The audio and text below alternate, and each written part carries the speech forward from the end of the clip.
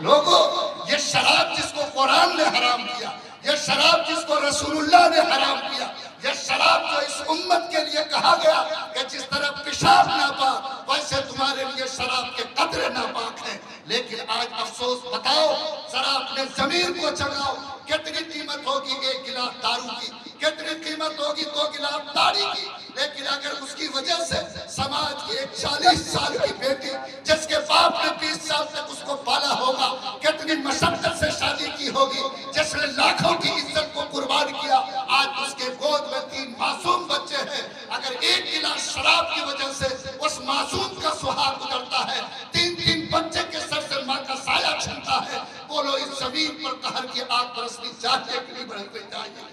آج کون ہے جو اس سماج کا ہاتھ پکڑے گا؟ کون ہے جو اس سماج کو اس گناہ سے نکالے گا؟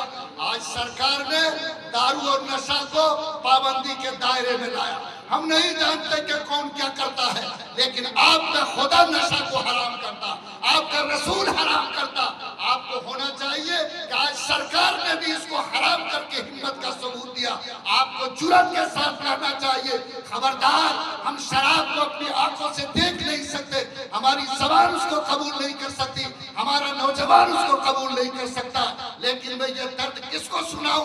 میں ارریہ کے ایک اسکول میں جو اقلیت السنکیت کا اسکول ہے، وہاں ایک اجلاس کے لیے صفائی کا کام کروا رہا تھا، وہاں کے صفائی کرمیوں نے 2500 سرنج مجھے لا کے دکھائے، جو ان نوجوان لڑکوں نے جو اسکول کے کیمپس میں پڑھتے ہیں انہوں نے نشے کے لیے استعمال کیا تھا۔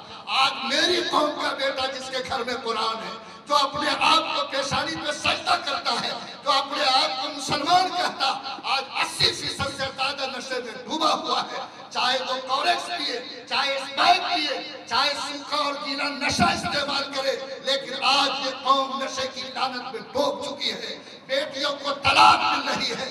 آج ایک نوجوان نے نشہ پی کر کلکتہ کی سرزمین پر اپنے 70 سال کی ماں کو زمین پہ پٹک دیا، کٹورے میں پیشاب کیا، اس ماں کے منہ میں ڈالا جس ماں نے 9 مہینے اس کو اپنے پیٹ میں ڈھویا تھا، 2 سال تک جس نے اپنا خون دودھ بنا کر اس کو پلایا تھا۔ کیا اس زمین پر خدا ناراض نہیں ہوگا؟ کہ اللہ کا عذاب اس زمین پر قہر بڑھ کر نہیں اترے گا؟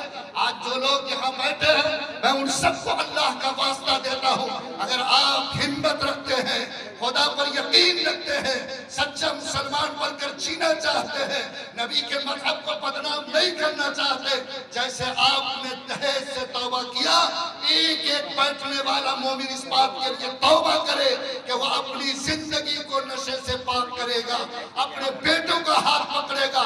سماج کی گلیوں میں جو نوجوان آج اس طرح کے گناہوں میں ڈوبے ہیں، پوری جرأت اور ہمت کے ساتھ ان نوجوانوں کا ہاتھ پکڑنے کی کوشش کرے گا۔ آج جتنے مرڈر ہوتے ہیں، جتنے ایکسیڈنٹ ہوتے ہیں، آج جتنا بیٹیوں پر ریپ ہوتا ہے، سب کے پیچھے جھانک کر دیکھو تو نشے کا ہاتھ دکھتا ہے۔ آج کون ہے اس زمین پر جو اس کا ہاتھ پکڑے گا؟ اب دنیا میں کوئی نبی نہیں آئے گا، پیغمبر نہیں آئے گا، آپ کے ذمہ یہ کام لگایا گیا کہ خود گناہ سے بچو، اور گناہ کرنے والے کے بارے میں اگر زبان میں طاقت ہے تو ٹوکو، ہاتھ میں طاقت ہے تو پکڑو، ورنہ مسلح بچھا کر اللہ سے کہو کہ یا اللہ میرا فلاں بھائی گناہ میں ڈوبا ہے، تو دلوں کا بدلنے والا ہے، اس کی زندگی کو تبدیل کر دے۔ یہ آپ سب کی ایمانی ذمہ داری ہے۔ لوگوں اگر نشہ اس قدر جرم ہے، میں آپ سے کہتا سنو، بڑا سے بڑا پاپ کر کے مرو گے، سزا پانے کے بعد سورگ اور جنت تک جا سکو گے۔ فرمایا محمد رسول اللہ نے نشے کی لعنت کے ساتھ جو مرے گا کبھی اللہ کی جنت کا چہرہ دیکھنا نصیب نہیں ہوگا۔ اگر آپ مومن ہیں تو کیا یہ پورا مجمع آج نشہ سے پاک زندگی گزارنے کے لیے بولو تیار ہے؟ اٹھاؤ پاور سے ہاتھ، الحمدللہ۔ جہیز سے پاک، نشے سے پاک ہم زندگی گزاریں گے۔ آج یہ موبائل ہمارے گھر میں آیا، اس نے بھی الگ الگ آگ لگایا۔ یاد رکھو یہ موبائل آزمائش ہے، یہ موبائل آگ ہے۔ اگر آگ کا صحیح استعمال کرو گے کھانا پکے گا، صحیح استعمال کرو گے گرمی ملے گی، ذرا سی چوک ہو جائے تو گھر جل کر راکھ ہو جائے گا۔ آج موبائل کا جو کام تھا وہ کام نہیں، آج موبائل دوسروں کی بیٹی سے غلط باتیں کرنے کے لیے، 11 اور 12 بجے چوراہے پر بیٹھ کر بلو فلمیں دیکھنے کے لیے، آج موبائل کے ذریعے اس سرزمین پر 80% سے زیادہ بدکاری اور ریپ کے معاملات سماج میں پیدا ہو رہے ہیں۔ آج باپ گھر سے نکلتا بیٹی کے ساتھ بدکاری ہوتی، شوہر گھر سے نکلتا موبائل کی وجہ سے اس کی بیوی کے ساتھ بدکاری ہوتی۔ لوگوں، اگر میرا ضمیر زندہ ہے، میں ایک ایک مسلمان کو آواز دیتا ہوں، موبائل کو سنبھالو۔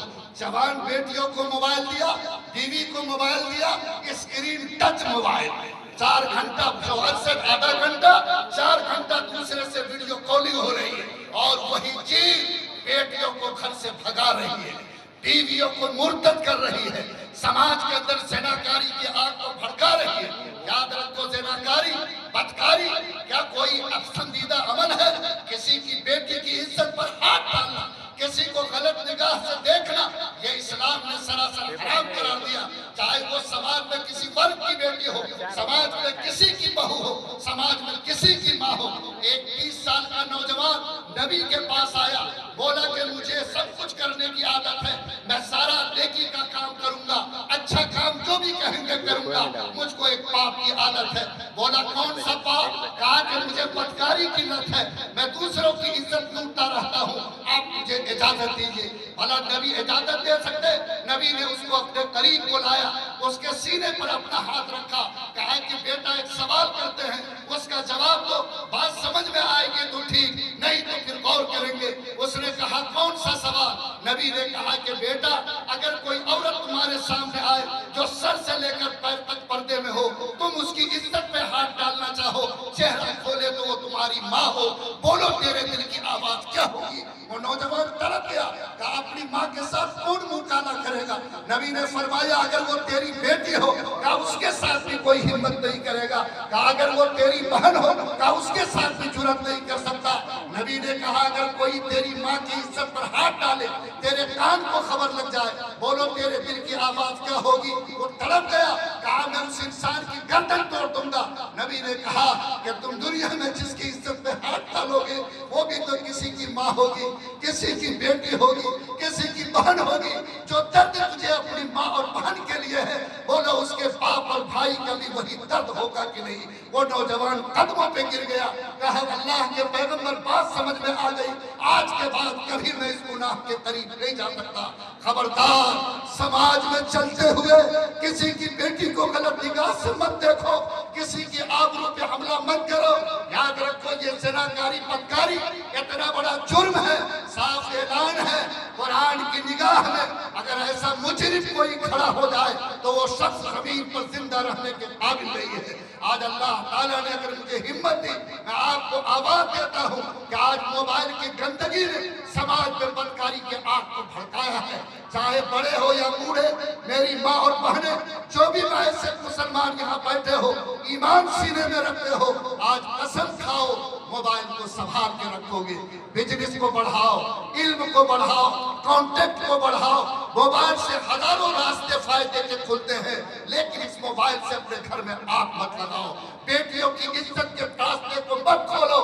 آج جو لوگ یہاں بیٹھے ہیں، بوڑھوں سے بھی کہتا، جوان سے بھی کہتا، ماں بہنوں سے بھی کہتا کہ آج ایسے گناہ کے دروازے جو سماج میں کھلتے جا رہے ہیں، کوشش کرو کہ انشاءاللہ پوری نگہداشت اور نگہبانی کے ساتھ ایسے دروازے کو بند کریں گے، اور پورا مجمع اس بات کے لیے طے کرو کہ آج کے بعد اپنے نگاہ کی حفاظت کریں گے، ہاتھ کی حفاظت کریں گے، شرمگاہ کی حفاظت کریں گے، قدموں کی حفاظت کریں گے، اور کسی ایسے گناہ کی طرف ہم نہیں کھڑے ہوں گے۔ اللہ ہمت دے، بولو انشاءاللہ ہم لوگ ایسی پاک زندگی گزارنے کو تیار ہیں انشاءاللہ۔ اللہ قبول فرمائے۔ وقت نہیں ہے، ورنہ کچھ اور میں آپ کے سامنے آئینہ دکھاتا کہ یہ سماج کہاں جا رہا۔ میں نے آپ کے سامنے 3 بڑے گناہ کا چرچا کیا کہ ہم سب نکاح کو آسان بنائیں۔ نکاح جتنا آسان ہوگا، زنا کا راستہ مشکل ہوگا۔ نکاح کو مشکل بناؤ گے، زنا کا راستہ آسان ہوگا۔ چھوڑ دو باراتی کی لعنت کو، چھوڑ دو جہیز کی لعنت کو، چھوڑ دو ڈی جے کی لعنت کو۔ مسجد میں نکاح کر کے لوگ مندر میں نکاح کرتے ہیں، تو مسجد میں نبی نے نکاح کرنے کی دعوت دی، مسجد میں نکاح کر کے نکاح کو